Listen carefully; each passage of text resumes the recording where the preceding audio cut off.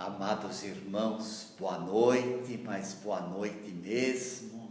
Que Jesus nos abençoe e fortaleça mais esta reunião da família João Ramalho, que se encontra com muito carinho, com muito amor, para estudar os ensinamentos do Mestre amado Jesus, desenvolvidos e ampliados pela doutrina dos Espíritos.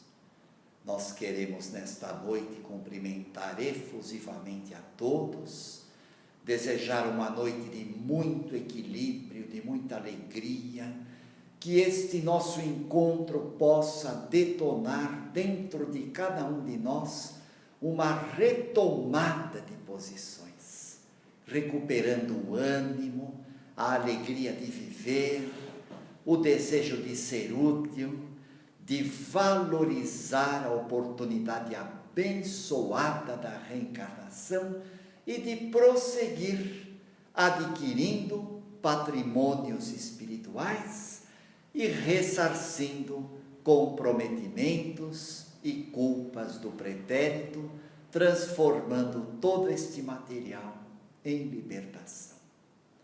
E nesta noite de amor, meus irmãos, a família João Ramalho nos traz um tema muito importante do Evangelho segundo o Espiritismo. E como nós estamos atravessando momentos de turbulência, o que não é segredo para ninguém, nem é necessário falar, como nós temos observado muita inversão de valores e alguns comportamentos obtusos que têm se desviado da rota segura e saudável do Evangelho de Jesus, nós queríamos iniciar o nosso encontro de hoje tecendo algumas considerações a respeito da família. Ouve-se muito as pessoas e até mesmo profissionais da área da saúde, da área da sociologia, da psicologia, enfim, das ciências que estudam o comportamento humano, ouve-se muitos questionamentos em relação à família. Muitas pessoas perguntam qual a validade do instituto familiar. Não estaria a família em decadência? Não seria o momento de se colocar modernidades em determinadas instituições, uma vez que o modelo da família tradicional está sendo colocado em xeque e os valores familiares já não teriam a mesma solidez do passado? Em suma, pergunta-se: a família vai acabar? A família se extinguirá na face da terra? A doutrina espírita tem resposta para este questionamento, porque a doutrina dos espíritos, codificada por Allan Kardec, com toda a sua segurança, ela nos diz: a instituição familiar não acabará na face da terra, porque a família é um instituto benemérito de educação e de evolução espiritual. O professor Herculano Pires, fazendo uma análise do instituto familiar, e para quem não sabe, Herculano Pires é um dos maiores defensores da doutrina espírita, já desencarnado, um grande batalhador que traduziu a codificação kardeciana e sempre lutou pela salvaguarda dos postulados espíritas. Herculano Pires nos diz: a família é uma das primeiras formas de sociabilização da criatura humana. É uma célula importantíssima para a edificação de uma sociedade melhor. Porque o espírito que reencarna na terra, através de um pai, através de uma mãe, ele necessita da sustentação da família. porque é justamente na família, na primeira escola, na primeira igreja, na primeira instituição onde a criatura aprende a se sociabilizar, é na família que nós teremos a permuta de valores e a oportunidade abençoada de intercambiar, de trocar experiências com outros espíritos pertencentes ao nosso grupo familiar espiritual e que não reencarnam conosco por acaso.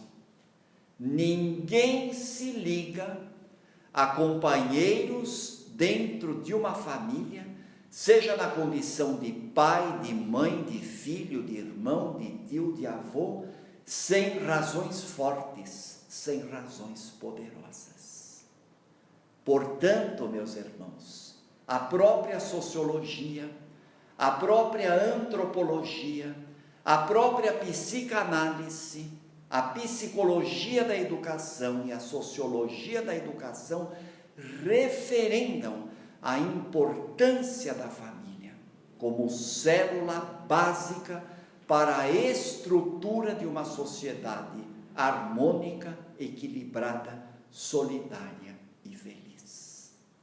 E dentro da família, meus irmãos, nós vamos hoje estudar capítulo 14 do Evangelho segundo o Espiritismo. Honra a teu pai e a tua mãe.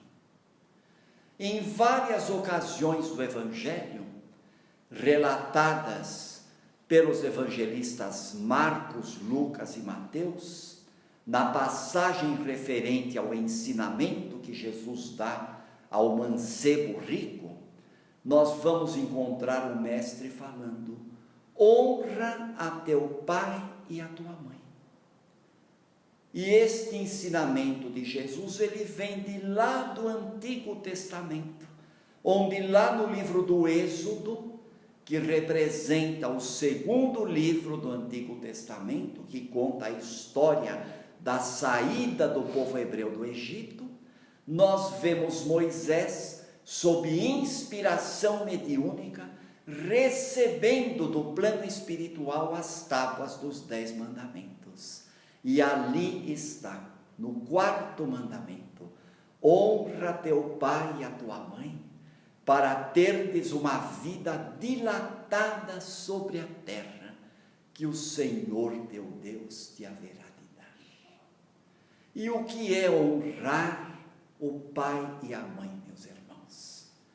Kardec faz uma análise muito profunda a respeito de honrar pai e mãe. Quando Jesus fala, meus irmãos, para honrar o nosso pai e a nossa mãe, ele não está pedindo apenas para que nós obedeçamos aos nossos pais, para que nós tenhamos condescendência, estima, amor pelos nossos pais. Mas ele pede de nós, meus irmãos, que nós exerçamos para com os nossos pais todos aqueles deveres que a lei de justiça, amor e caridade nos ensina a fazer em relação ao nosso próximo.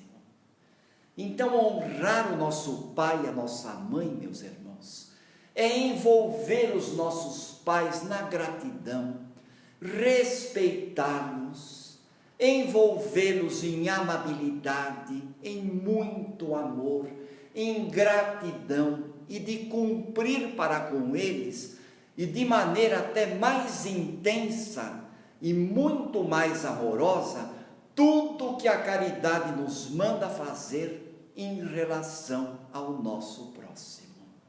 Então, a estima, a condescendência, ao respeito, à obediência, ao amor, nós precisamos ajuntar para com os nossos pais o máximo empenho de atender às suas necessidades, de propiciar para eles o repouso quando estão na senectude, que é uma idade mais avançada, caracterizada pela diminuição da quantidade do fluido vital no corpo físico, vulgarmente se diz velhice. Nós preferimos dizer senectude, porque às vezes o vocábulo velhice, ele carrega um pouco aquele jargão pejorativo, como se nós estivéssemos desprezando uma criatura. Você já é um velho, você já não serve mais para nada. Quando hoje, meus irmãos, a ciência, a neurologia inclusive, nos traz para nós estudos brilhantes, conclusões maravilhosas, mostrando que após os 60 anos de idade, isso vale para nós também, porque nós já ultrapassamos essa faixa, o cérebro humano tem capacidade de fazer coisas lindas. A criatura pode aprender coisas maravilhosas e produzir muito além do que se imagina. Então Kardec estabelece hoje esse compromisso que ele chama de piedade filial. Mas piedade filial, meus irmãos, não é ter pena dos pais, não é ter dó dos pais, não é aquela piedade choramingas, aquela piedade demagoga, aquela piedade que se derrama em lágrimas, aquela piedade que fica naquela atitude de constrição do espírito, chorando, lamuriando, não. A piedade filial, meus irmãos, é a abertura do coração dos filhos para proporcionar aos seus pais o melhor. Até porque, meus irmãos, e agora quem fala é Joana de Ângeles, nem toda a gratidão do mundo existente no coração de um filho será comparável à oferenda da vida, à oferta da vida que os pais realizam para os filhos. Nem todo carinho, nem toda atenção, nem todo respeito se comparam à grandeza dos gestos de renúncia de um pai, de uma mãe para com os seus filhos. Os nossos pais, meus irmãos, eles são instrumentos da nossa reencarnação. Eles são instrumentos de Deus que nos deram vida, que plasmaram esse corpo físico que se formou nas entranhas de nossa mãezinha. Esse instrumento maravilhoso, 50% de papai, 50% de mamãe, espermatozoide e óvulo, masculinidade e feminilidade, atravessando a trompa de Falópio e se encontrando na tuba uterina, para trazer o milagre da vida, a bênção da vida. Bebê de proveta, clonagem, inseminação artificial, não tem nada a ver com essa beleza, meus irmãos. Não se comparam ao patrimônio da vida. Papai e mamãe, médiuns de materialização. Sabiam, meus irmãos, que papai e mamãe são os maiores e mais autênticos médiuns de materialização que existem? É verdade. Muitas vezes as pessoas, pensando erroneamente a respeito do espiritismo, elas dizem: eu queria tanto ir num centro espírita para ver o espírito do meu parente se materializar e dar um abraço nele. Eu queria tanto ver um espírito materializado. E essas criaturinhas, esses irmãos nossos, se esquecem de que os maiores médiuns de materialização são os nossos pais, materializando a nossa encarnação, plasmando este corpo físico. Portanto, meus irmãos, nós, filhos, temos deveres indeclináveis para com os nossos pais, deveres intransferíveis para com os nossos pais. E não é apenas amparados na velhice, na senectude, não. Não é apenas acolhê-los em casa, oferecendo um cômodo para que eles não passem frio, oferecendo um prato de comida para que eles não passem fome, sustentando os nossos pais quando eles estiverem com suas forças diminuídas. A piedade filial, meus irmãos, é o dever de amparar os pais, de acolher os pais. Se os pais estão fortes e saudáveis, nós, filhos, sejamos a alegria para eles, sejamos a companhia fraterna para eles, sejamos a presença emocional do lado deles.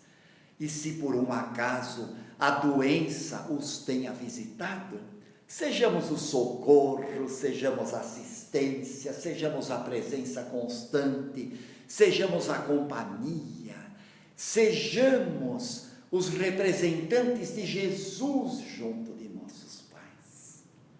E se por um acaso os nossos pais ainda são jovens, ofereçamos-lhe carinho, amor, condescendência, tolerância, indulgência. E caso já estejam na senectude, amparemo-los e sustentemo-los principalmente com o nosso amor, com a nossa presença carinhosa. Muitos poderão dizer, mas certos pais fogem de sua responsabilidade. Como diz Joana de Ângeles, existem genitores que apenas procriam e abandonam as suas responsabilidades de pais. Nós sabemos que existem pais e mães que não são para os seus filhos aquilo que os filhos desejariam. E isso não é mentira, não é novidade para ninguém. Nós também trabalhamos em entrevista na Casa Espírita. Temos entrevistado digitalmente, pelos meios da tecnologia, muitos filhos que se queixam de seus pais, da ausência de seus pais, da frieza de seus pais, da falta de carinho, da falta de amor que existe em casa. É verdade, meus irmãos, existem pais que falham no cumprimento do dever, mas não compete aos filhos de forma nenhuma julgá-los com severidade. Não compete aos filhos punir os seus pais, mesmo porque, meus irmãos, nós que somos filhos e que somos de saída os grandes devedores de nossos pais, nós não temos a necessária lucidez, nós não temos a moral e nem o discernimento para julgar quem quer que seja. E se algum pai ou alguma mãe está falhando no cumprimento do dever, meus irmãos, dia virá que a própria consciência lhes cobrará. Não precisa ninguém apontar o dedo, não precisa ninguém falar nada. A própria vida se incumbe, através da lei de Deus, inscrita na consciência de cada um, conforme os Espíritos disseram a Kardec. A própria consciência, através da visita da culpa, apontará o erro que esses pais estão cometendo. E a reencarnação está aí como uma lei abençoada que proporciona a todos nós a oportunidade de se redimir e de se refazer. Portanto, nós, filhos, julgar os nossos pais, talvez, meus irmãos, nós mesmos tenhamos sido maus pais em encarnações passadas e tenhamos feito por merecê-los tê-los assim. Julgar os nossos pais, condenar os nossos pais, é embarcar numa canoa furada, meus irmãos. Então vamos tomar muito cuidado com isso. A ingratidão dos filhos também acontece. É algo muito comum nos comportamentos humanos. Nós temos atendido nas nossas reuniões de desobsessão, lá na nossa casa em São Caetano, reuniões que não pararam, diga-se de passagem, muitos filhos desencarnados vêm chorando, vêm com a consciência latejando de dor, porque foram filhos mal agradecidos, foram filhos que desrespeitaram os seus pais, foram filhos que sonegaram os conselhos de seus pais, voltaram as costas para a orientação de seus pais. E hoje esses filhos, no plano espiritual, estão arrependidos, estão chorando, vêm falar conosco. Por quê, meus irmãos? Porque a ingratidão é um dos maiores enganos, um dos maiores equívocos a que o espírito encarnado pode se permitir na face da terra. E as consequências da ingratidão, meus irmãos, para com aquele filho que despreza os seus pais, são as consequências mais dolorosas possíveis, que muitas vezes acabam repercutindo na alma depois de desencarnadas. E às vezes, meus irmãos, nós pensamos que os pais não têm sensibilidade, que os pais são mais duros, são mais indiferentes do que as mães. Nós nos enganamos redondamente, meus irmãos. Nós sabemos que a figura da mãe é muito enaltecida na casa espírita. A figura da mãe é cantada em verso e prosa dentro da casa espírita. Louvemos as nossas mãezinhas. Maria de Nazaré é o nosso exemplo maior. Mas como nós estamos entrando no mês de agosto, é hora de darmos a revanche para os pais. Então, papais, hoje vocês terão a revanche. No site do Momento Espírita, meus irmãos, www.momento.com.br, um site lindíssimo, existe a historinha chamada Nó do Afeto, que nós vamos contar hoje rapidamente. Essa história, meus irmãos, verdadeira, verídica mesmo, aconteceu numa escola, onde uma diretora estava comandando a chamada reunião de pais e mestres, que hoje parece que já é mais difícil. Os profissionais da educação não me deixam mentir, mas parece que hoje é mais difícil a reunião de pais e mestres. No meu tempo, quando eu era menino, quando eu era mocinho, isso já umas boas décadas atrás, era muito comum a reunião de pais e mestres. E nessa reunião, a diretora estava incentivando os pais ali presentes a participarem mais da vida escolar de seus filhos, a fazerem de tudo para arrumarem um tempinho para estarem junto dos filhos, participando um pouco mais dos deveres da escola, acompanhando o rendimento escolar dos filhos, perguntando com os filhos quais as matérias em que eles tinham mais dificuldade, estudando junto com os filhos. E ela tinha consciência de que ali naquela comunidade carente, como era uma comunidade um pouco assim, desfavorecida de recursos materiais, a maioria esmagadora das mamães precisavam trabalhar durante o dia para ajudar no sustento da casa. Foi quando um pai ali presente, um pai mesmo, levantou a mão e pediu licença para explicar a sua situação. E ele então dizia, de uma forma muito humilde, mas extremamente amorosa, ele dizia que ele se sentia muito angustiado, que ele muitas vezes orava, pedia a Deus que acalmasse o seu coração, porque ele se sentia muito triste de não poder estar ao lado do filho dele, porque ele trabalhava o dia todo, e o seu local de trabalho era muito distante de sua casa. Então, quando ele saía para trabalhar, era muito cedo, o garoto estava dormindo. Quando ele voltava do trabalho, era muito tarde, o filho estava dormindo também. Então, através de suas preces, ele pediu a Deus, pediu a Jesus, que lhe desse sabedoria para contornar esta situação. E o plano espiritual é magnífico, meus irmãos. O plano espiritual sempre entende mesmo a gente, sempre nos ajuda, é a gente que não percebe.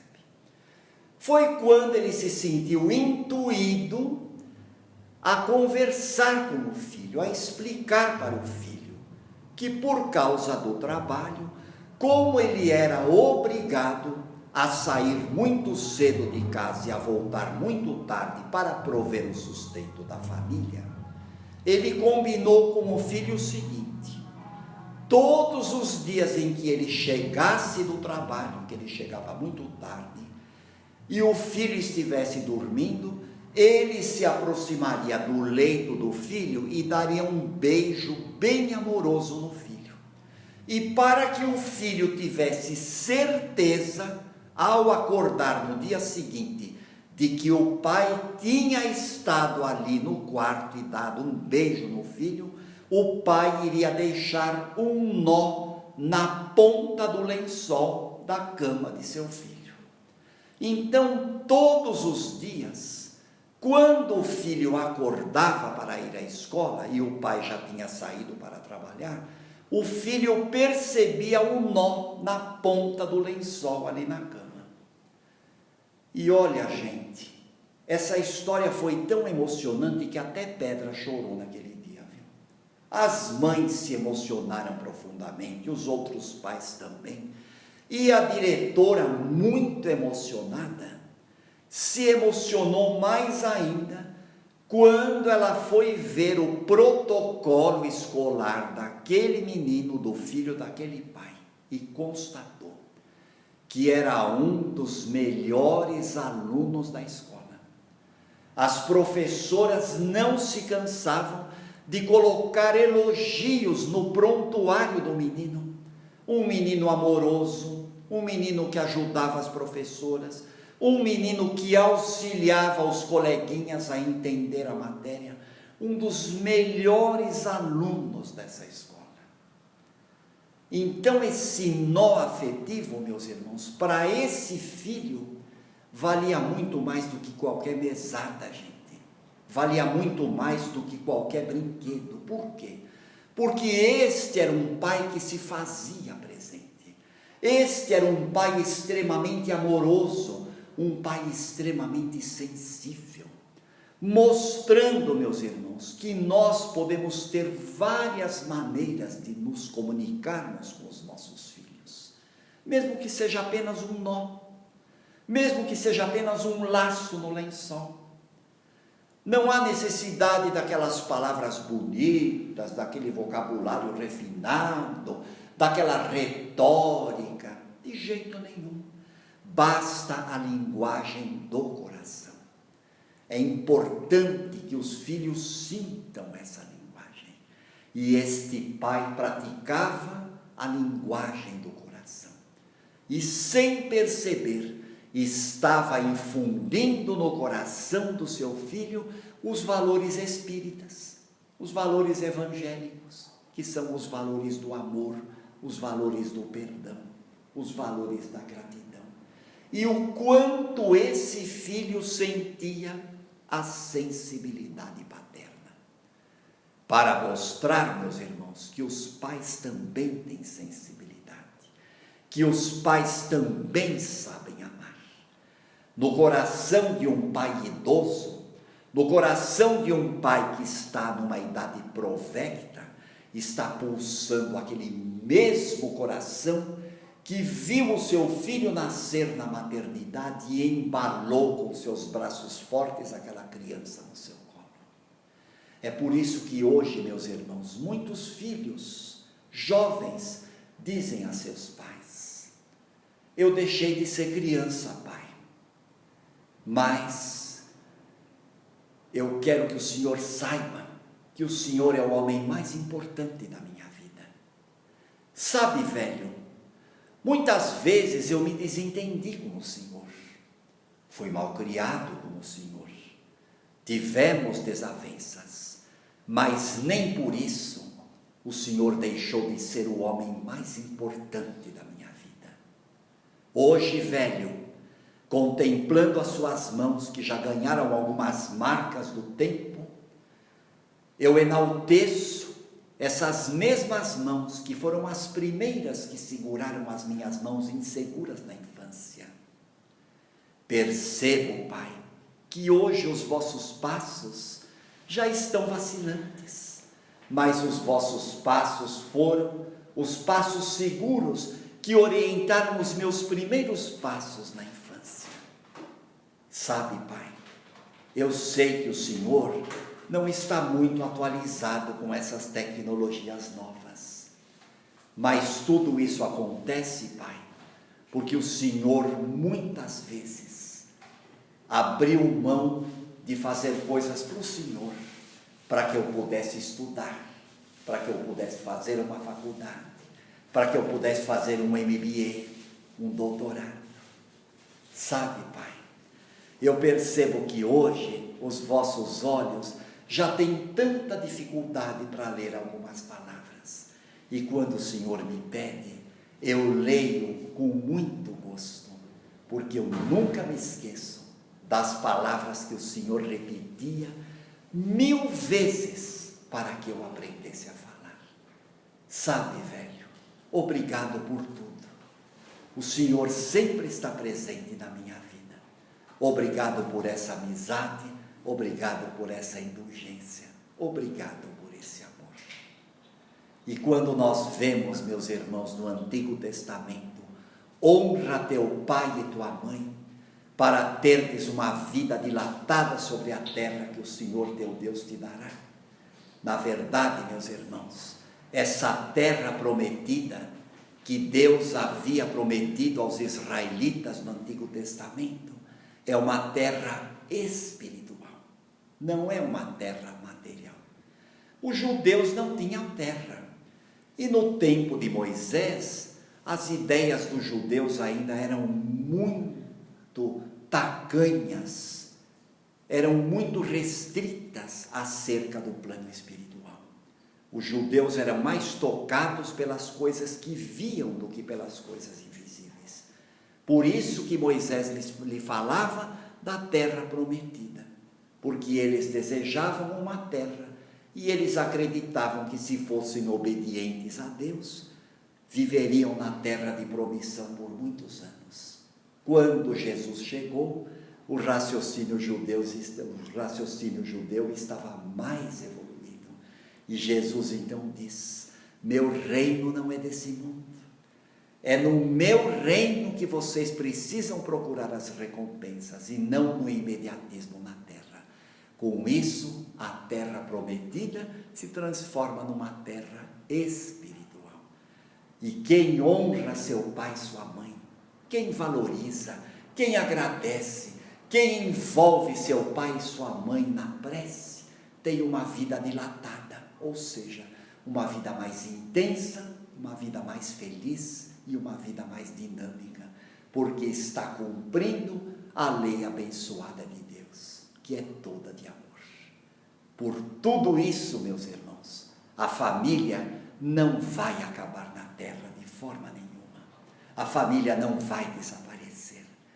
Ela é um instituto benemérito de educação e formação espiritual, possibilitando a todo espírito a chance de entesourar patrimônios superiores e de resgatar compromissos e comportamentos perturbadores do passado.